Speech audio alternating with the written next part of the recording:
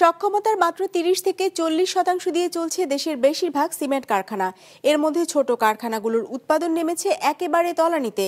এমন তথ্য জানিয়েছেন সিমেন্ট খাতের উদ্যোক্তারা, যারা বলছেন সরকারি বেসরকারি খাতে চাহিদা অস্বাভাবিকভাবে কমেছে সিমেন্টের চাহিদা, যার প্রভাবে কমেছে উৎপাদন। অন্যদিকে কারখানার পরিচালন ব্যয় বাড়ায় বিগত ১.৫ বছরে ছাঁটাই হয়েছে অন্তত ১৫% জনবল। বিস্তারিত রায়হান শুভনের রিপোর্টে।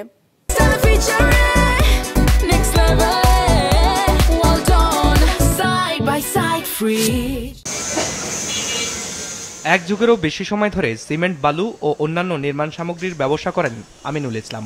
বছর দেড়েক আগেও তার দোকান থেকে প্রতি মাসে বিক্রি হতো ২ থেকে ২৫০০ বস্তা সিমেন্ট, কিন্তু সাম্প্রতিক সময়ে পাল্টে গেছে সেই প্রেক্ষাপট।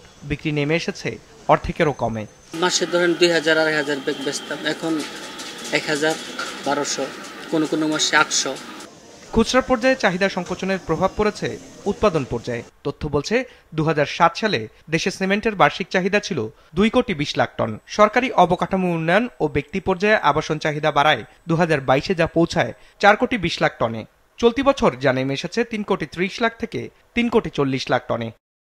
উদ্যোক্তাদের দেওয়া তথ্য মতে ২০০৭ সালে দেশে বাৎসরিক সিমেন্ট উৎপাদন সক্ষমতা ছিল ৩,২০,০০,০০০ টন।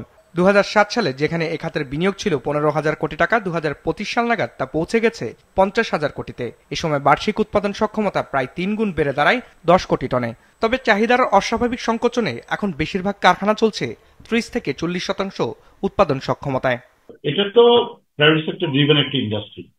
এর মধ্যে গ্যাস প্রাইসেস, পাওয়ার প্রাইসেস, ডিফারেন্ট প্রাইসেস। আরো একটা ব্যাপার হলো কি, মানে গভর্নমেন্ট প্রজেক্টগুলি বন্ধ হলো।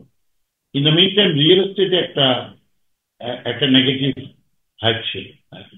তো সবগুলি কারণে সিমেন্ট এবং স্টিল আর ফেসিং ডিফারেন্ট ক্রাইসিস।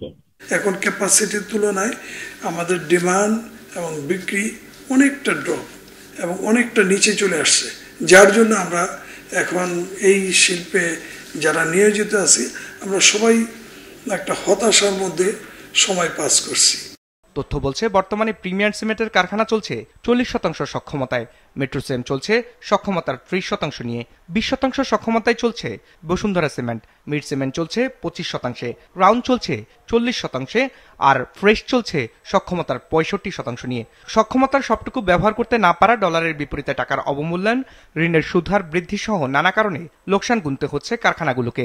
সেই সাথে বস্তা প্রতি সিমেন্টের দর ৫০ টাকা কমিয়ে এখন বিক্রি হচ্ছে ৪৮০ থেকে ৫০০ টাকায়। সিমেন্ট কিন্তু এখনো যা বিক্রি হচ্ছে, শুধু ব্যাংকগুলিকে আমরা, যেহেতু এটা ক্যাপিটাল ইনসেন্টিভ একটা সেক্টর, প্রচুর বড় করতে হয় ব্যাংক থেকে এই ধরনের ফ্যাক্টরি সেট আপ করার জন্য, ব্যাংকের টাকাকে সার্ভিস করার জন্য, ব্যাংকের সাথে লেনদেন সুরক্ষা করার জন্য এবং ব্যাংকের এই ধারাবাহিক রিপেমেন্ট করার জন্য সিমেন্ট অনেকেই যার কস্ট মূল্য তার থেকে লেস প্রাইসে প্রোডাক্ট বিক্রি করে যাচ্ছে। এমন অবস্থার প্রভাব পড়েছে এ খাতের কর্মসংস্থানও। তথ্য বলছে ২০২৪ সালে এই খাতে কর্মীর সংখ্যা ছিল ১০ লাখ, গেল ১.৫ বছরে ছাঁটাই হয়েছে অন্তত ২ লাখ। ২৪-২৫ অর্থ বছরে আমাদের বেশ কিছু এমপ্লয়ি সেপারেশনে যেতে হচ্ছে এই সেক্টরে, এবং বাই ডিফল্ট যেখানে উৎপাদন এবং কনজাম্পশন কমে গিয়েছে, লজিক্যালি প্রায় ১০ থেকে ১৫% আমাদের এই কর্মী ছাঁটাই বা সেপারেশন যেতে হয়েছে। এবং এই ধারাবাহিকতা যদি আরও থাকে তাহলে সামনে মনে হয় আরও লোকবল এই ধরনের ওভারহেড কস্ট কমানোর জন্য অনেকেই সেই পথে হাঁটবে।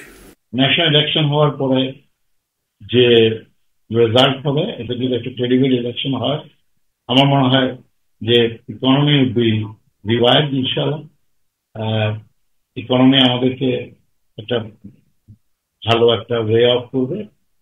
তথ্য বলছে গেল ১.৫ যুগে দেশে ছোট আকারের অন্তত ৩০টি কারখানা বন্ধ হয়েছে, যার মধ্যে ৫টি ছিল বিদেশি। চাহিদার দীর্ঘমেয়াদী সংকোচনে আরও কারখানা বন্ধ হবার শঙ্কা এ খাতের উদ্যোক্তাদের। রায়হান শোভন, বিজনেস রিপোর্ট, মাছরাঙা টেলিভিশন।